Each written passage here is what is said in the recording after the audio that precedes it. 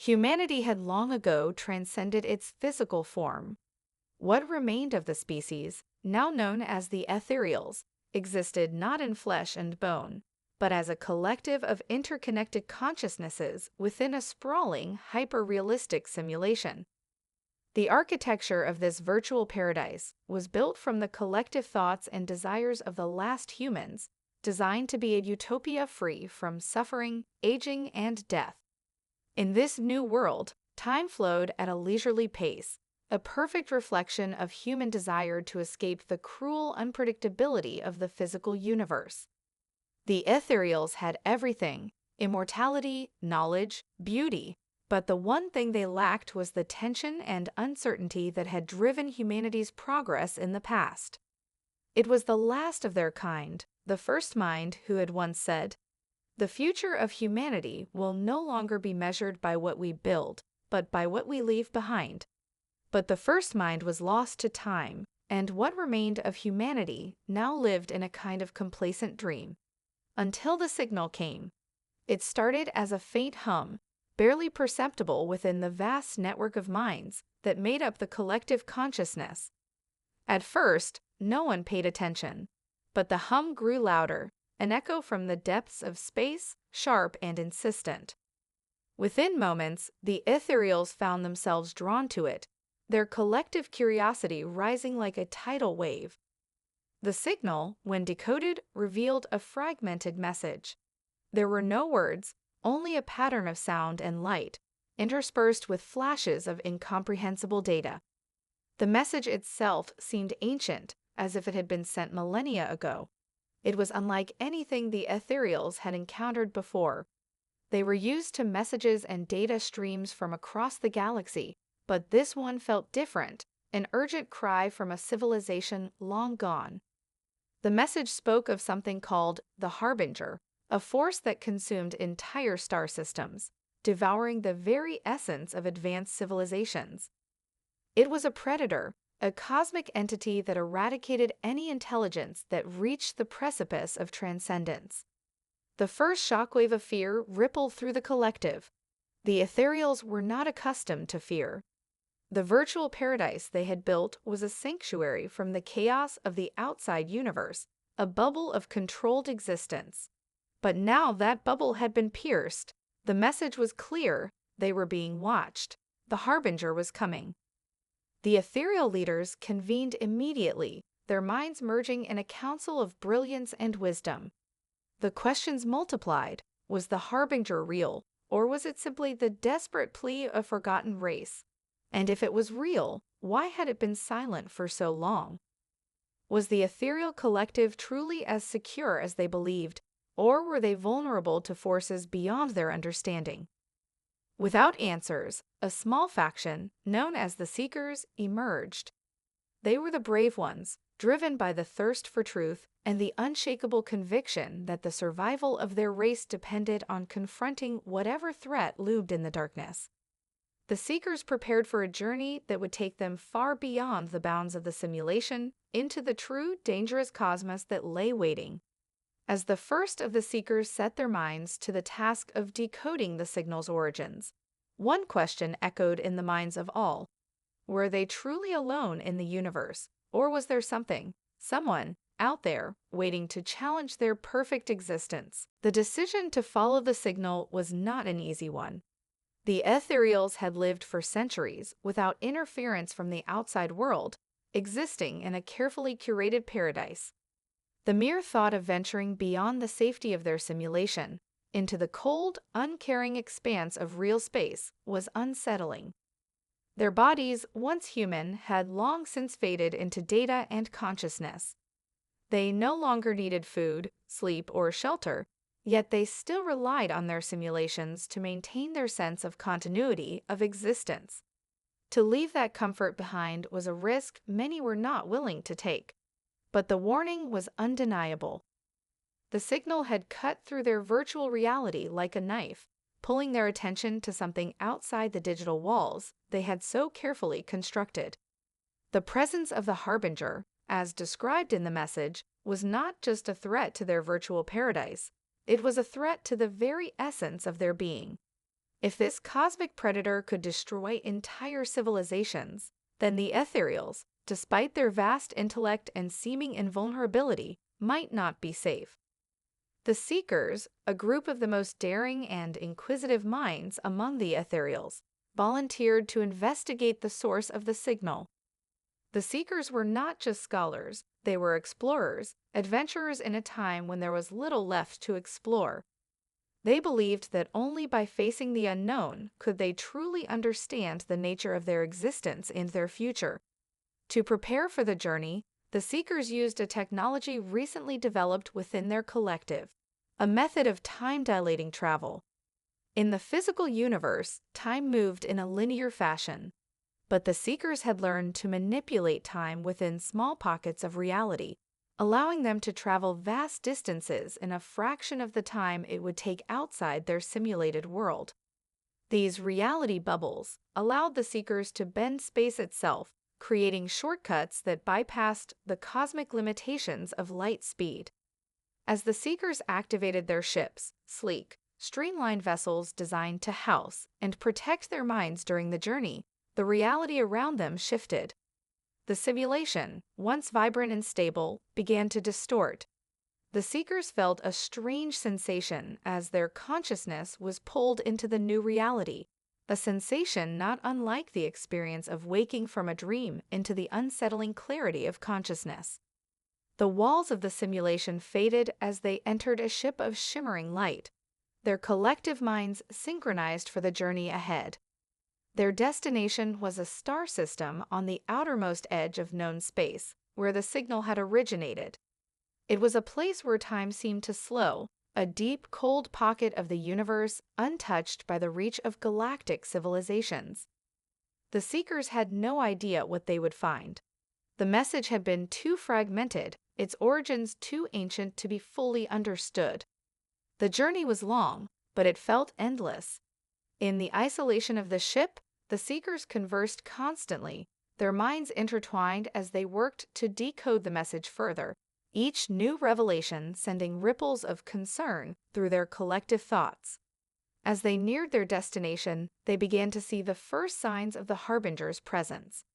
Entire stars blinked out of existence, their light swallowed by an unnatural darkness. Planets were reduced to lifeless husks, stripped of atmosphere and surface by an invisible force. The Harbinger was real, and it was coming. The Seekers knew that they were running out of time. Their time-dilating journey had taken months in the real universe, but the moment they reached their destination, they would have only a few days to find the source of the signal and gather the information they needed before the Harbinger's influence enveloped them. The clock was ticking, and the fate of the ethereal collective was at stake. Would they be able to stop this cosmic predator before it reached their sanctuary, or would their perfect world be the next to fall into oblivion? As the Seekers approached the star system where the signal had originated, the eerie silence of the void grew oppressive. The stars around them were dimming, swallowed by an unnatural blackness that seemed to stretch outward, hungry and endless. The once pristine worlds they passed by were now barren, reduced to craters and dust by forces far beyond their understanding. Every system they encountered was a graveyard, its remains lingering as silent witnesses to the relentless advance of the Harbinger. It was no longer a theory, it was a looming reality. At the center of the system lay a planet, or rather what remained of one. The surface was shattered, cracked like a broken mirror, and the once thriving ecosystem was gone, replaced by deep chasms that seemed to stretch endlessly into the planet's core. From orbit, the Seekers could see the remnants of an ancient city sprawled across the fractured land, its ruins glowing faintly with the last echoes of forgotten technology. The planet had clearly been inhabited by an advanced race, one capable of incredible feats, but now it was just a ghost of its former self. It was here, in these ruins, that the Seekers would find the key to understanding the Harbinger. But it was not the physical remnants of the alien civilization they would discover first. Instead, it was a strange anomaly, an object buried deep within the planet's surface, hidden beneath layers of rock and debris. The Seekers descended to the planet in their ships, careful to avoid the destructive gravitational anomalies that surrounded the ruins. The surface was unstable, and they could feel the pull of some force distorting the very fabric of reality around them. As they descended into the heart of the broken world, they found an entrance, an ancient door hidden beneath the rubble. It led them into the dark depths of the planet, to a chamber that felt untouched by time. Inside, the air was thick with the hum of forgotten machines, and in the center of the room lay a massive, intricately carved structure, a vault of sorts, though its design was unlike anything the Seekers had ever seen. At the core of the vault rested a single pod, suspended in midair, its surface reflecting the dim light that filtered through the room. This pod, they quickly realized, was not a relic of an alien race. It was human. The pod contained the preserved consciousness of an ancient human, a last vestige of humanity's early attempts to preserve itself beyond the reach of death. The body inside was long gone, but the mind had been preserved, intact and aware, still functioning within the pod. The human within had been placed here, buried in the heart of a dead world, centuries before the rise of the ethereals. The mind inside the pod, now calling itself the Witness, was not just a passive artifact. It was awake, alive in the most disorienting way possible, and its knowledge extended far beyond that of the Seekers. As they accessed the pod's data streams, they found that the Witness was no ordinary human. It was the last of a long line of human explorers, ones who had ventured into the far reaches of the galaxy, seeking answers to questions that had never been asked. The Witness knew the history of the Harbinger, but it also knew something far more troubling. The Harbinger was not just a cosmic predator. It was a force of evolution, a natural consequence of intelligence rising to its peak and threatening to surpass the boundaries of existence itself. The Witness explained that the Harbinger was not a single entity, but the result of a failed experiment, an attempt by another, long-lost human civilization to transcend the material realm. In their arrogance, they had reached too far, opening a rift in the fabric of the universe that had allowed the Harbinger to emerge. This entity had fed on the destruction of that civilization, and now it was moving toward the next, the ethereals. As the Seekers listened to the Witness, they realized the chilling truth. The Harbinger was not just a threat to them. It was the inevitable result of every advanced civilization's attempt to ascend beyond the physical realm. It was a cosmic force that would never stop. It would come for them, just as it had come for countless civilizations before. But the Witness had one final piece of knowledge to share, a way to stop the Harbinger, but only at great cost. The secret to defeating the cosmic predator lay in the depths of the Harbinger itself, a place the Witness had once tried to reach but had failed. It was a place where the boundaries between reality and nothingness were blurred, where time and space ceased to matter. The Seekers now had the choice: attempt to stop the Harbinger and risk their very existence, or run, leaving their world to face the same fate as all those who came before them. In that moment, the Seekers knew the path forward would not be simple. The answers they had found had raised even more questions. The fate of the ethereals, and perhaps all intelligent life, rested on their next move. The revelation was too great to absorb in a single moment. The Seekers stood in the dark chamber, the hum of the ancient vault filling the silence as the full weight of what they had learned began to settle over them. The Witness, suspended in the pod, had imparted everything it knew. The Harbinger was not a cosmic anomaly, but a consequence of an ancient race's folly, an unstoppable force that consumed civilizations at the height of their transcendence. And now that force was moving toward them. As they returned to their ships and prepared to leave the ruins of the dead planet, something began to happen, subtle at first, then growing with terrifying intensity. The fabric of reality itself began to warp. Time, space, and perception twisted together in a chaotic dance, as if the universe itself was being rewritten around them. The Seekers tried to communicate with the collective, but the words they sent were distorted, consumed by a ripple in the quantum field. It was as though the Harbinger's presence had reached them, a harbinger of the collapse they had been warned about. Their reality, their very existence, was starting to unravel. The Seekers' ship shuddered, as if caught in a maelstrom, and they watched in horror as stars began to flicker out of existence. Entire star systems disappeared in an instant, leaving behind nothing but void. As the distortion spread, the Seekers could feel their connection to the collective slipping. Minds that were once perfectly synchronized now began to fracture. Some of them experienced time as if it were flowing backward. Others saw visions of alternate realities, flashes of their own futures, some filled with death and despair. They saw themselves falling, never to rise again. The Harbinger was not just a force that destroyed matter, it was a force that eroded perception itself. It warped the very fabric of space-time, turning reality into something pliable, malleable. The Seekers realized with a sickening clarity that they were no longer in control. They were being swept along by an unstoppable current, a tide that threatened to pull them into nothingness.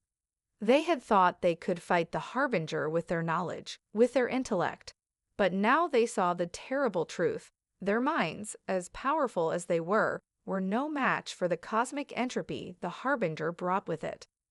The witness had told them that the only way to stop the Harbinger was to confront it at its source, a place where time itself collapsed in on itself, where the boundaries between existence and oblivion became indistinguishable. But the Seekers were not sure they could even reach that place now. The very reality they were trying to protect was crumbling around them. In the chaos, one of the Seekers, a mind named Rull, experienced a brief moment of clarity. A vision flashed before him, an image of the Harbinger, not as a physical entity, but as an abstract shape, a perfect, unyielding sphere, an amalgamation of all the entropy in the universe. The vision came with a chilling insight. To stop the Harbinger, they would need to sever their connection to their physical reality completely. They would have to break free of the simulation that had kept them safe, the very simulation that now seemed to be the anchor keeping them from total dissolution. Rull's revelation was a desperate one. The only way to survive, to prevent the collapse from consuming everything they had worked for, was to embrace the very thing they had feared, the unknown. The Seekers would need to leave the simulation behind, cut off their connection to the virtual paradise they had created, and face the Harbinger in the raw, unfiltered universe beyond. But doing so would cost them everything. They would no longer be ethereals. They would be something else entirely. With little time left before their reality collapsed completely, the Seekers made their choice. They activated the failsafe, a mechanism built into their ships to sever all ties with the simulation. As the last connection to their virtual world was severed, the ship systems went dark. The Seekers were left in complete isolation, disconnected from everything they had known. What came next was a terrifying plunge into the unknown. They were no longer within the confines of the simulation. They had broken free, but in doing so, they had left behind the only thing that had kept them tethered to existence. The universe outside was vast, chaotic, and hostile. Time was no longer a constant. They were adrift in a reality that was no longer theirs to control.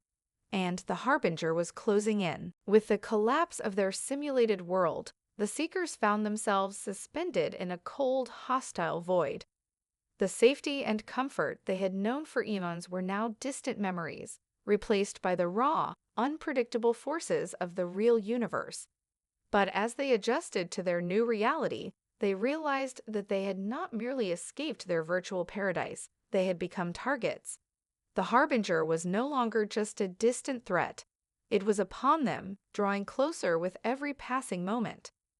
The Seekers had no ship, no weaponry, no home. They were alone in the vast, empty expanse of space, with only their minds to defend them. And the Harbinger was coming. The first sign of the entity's arrival was the rupture of space itself. Time and reality twisted in the space around them, warping and distorting as the Harbinger's influence spread. The Seekers could feel it, a crushing, all-encompassing presence that seemed to invade their minds, sapping their strength and clarity. It was not a physical assault, but a psychological one. The Harbinger was a force of entropy, a devouring entity that fed on the very fabric of existence. As it approached, the Seekers began to experience disorienting shifts in perception.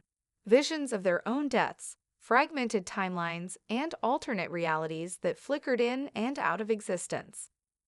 Despite their newfound disconnection from the simulation, the Seekers' minds were still linked to the collective.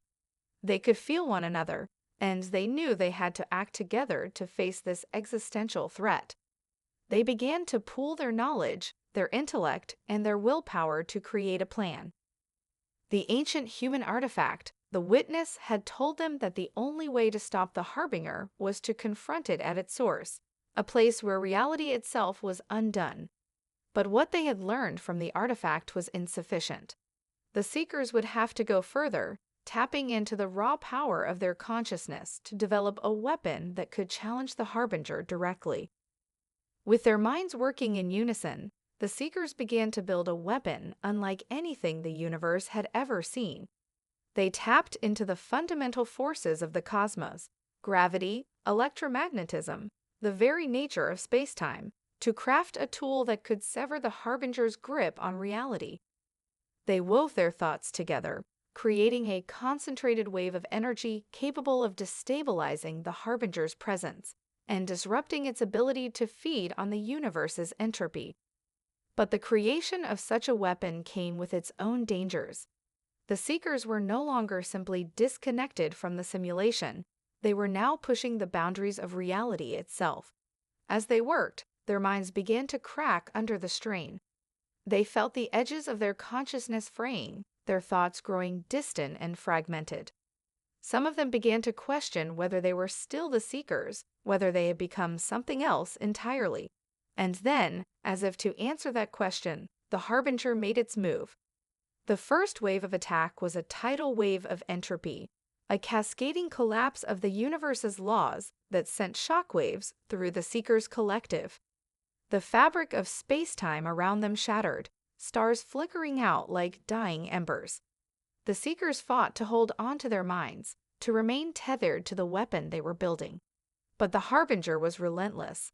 It wasn't just attacking their bodies or their ships, it was attacking their very sense of self, trying to erase the Seekers from existence.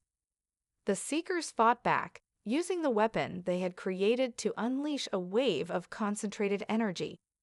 It was not enough to destroy the Harbinger, but it slowed it down, just enough to buy them time they desperately needed. As the war against the Harbinger unfolded, the Seekers began to realize that this was no ordinary battle. It was a war for the future of all intelligent life, not just the ethereals. The Harbinger had been destroying civilizations for eons, but now it had encountered something new, a race that was willing to fight back, to transcend its limitations, and to face the inevitable with unwavering determination. But the true cost of their struggle became clearer with each passing moment. The Seekers' minds were pushed to the brink, and they knew that their victory would not come without sacrifice. To stop the Harbinger, they would have to confront not just the entity itself, but the very nature of existence. The question was no longer just whether they could win, but what kind of future would be left for them when the war was over. Would they remain the ethereals, or would they evolve into something beyond their understanding? And in the end, would they have anything left to fight for? The war for the future was about to reach its final cataclysmic crescendo. The Seekers stood at the precipice of existence, their minds stretched to their breaking point. The Harbinger was upon them, its presence like a void, a consuming force that fed on the very essence of the universe. Time bent and folded around them as they fought to maintain their grip on reality, each moment stretched thin by the sheer weight of the cosmic struggle. They had created a weapon, but it was not enough. The Harbinger, a force of unimaginable power, resisted their efforts to tear it from existence. But they could not give up. The future of all life, of all sentient beings, depended on them. In the depths of their shared consciousness, the Seekers made a decision to transcend once again, to evolve beyond their current limitations, and to meet the Harbinger on a level where reality itself could be rewritten. In that final moment, the Seekers broke free from the confines of the minds they had once inhabited. They let go of the identity they had clung to for so long, the image of the ethereals, perfected and eternal. They understood now that to defeat the Harbinger, they would have to sacrifice the very thing that had made them who they were. But in that sacrifice, they would become something greater, something far beyond the reach of entropy, beyond the limitations of time and space. As their minds merged into a single unified consciousness, they felt the boundaries of reality blur. The stars around them seemed to pulse in rhythm with their thoughts. They reached out, not as individuals, but as an entire species, humanity's legacy, bound together in an unprecedented collective ascension. They became a singularity of thought, an entity of pure willpower and intellect, a force capable of reshaping the cosmos itself. The Seekers had transcended the material, not as disconnected minds, but as a singular evolutionary leap. In this new form, they challenged the Harbinger. It was not a battle of force or weaponry, but a battle of existence itself. The Harbinger, born from the entropy of ancient civilizations, was a force that consumed and erased, but it could not comprehend the kind of existence the Seekers had evolved into. As they reached into the core of the Harbinger's essence, they understood its nature. It was not alive in the way they had been. It was a concept, an inevitability, born of entropy, of decay. But the Seekers had evolved into something far beyond the physical and beyond the idea of simple existence. The battle was not won with power, but with understanding. The Seekers, now a united collective of consciousness, unmade the Harbinger, not by destroying it, but by removing the very concept of its need to exist.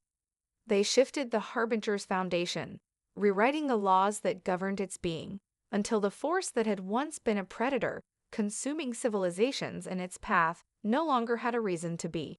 It dissolved into nothingness, an idea without purpose, a shadow that no longer held form. The universe was saved, but the Seekers were forever changed. In the aftermath of their ascension, they understood the true nature of their victory. They had not only defeated the Harbinger, but they had transcended the cycle of entropy. They had become the next step in humanity's evolution, beings who no longer feared the collapse of reality, for they had become one with it. The laws of the universe no longer applied to them in the same way. Time and space were no longer constraints. They were free to shape the future as they saw fit. The question of what came next was not an easy one. What was the purpose of existence now, when the fear of destruction had been overcome? The Seekers knew that they could never return to the world they had once known. Their ascension had come at a cost that had left behind their old forms, their old selves. But in its place, there was a boundless horizon. They were the beginning of a new chapter for humanity, one that would stretch across the fabric of reality itself. The future was not just theirs to shape, it was theirs to create.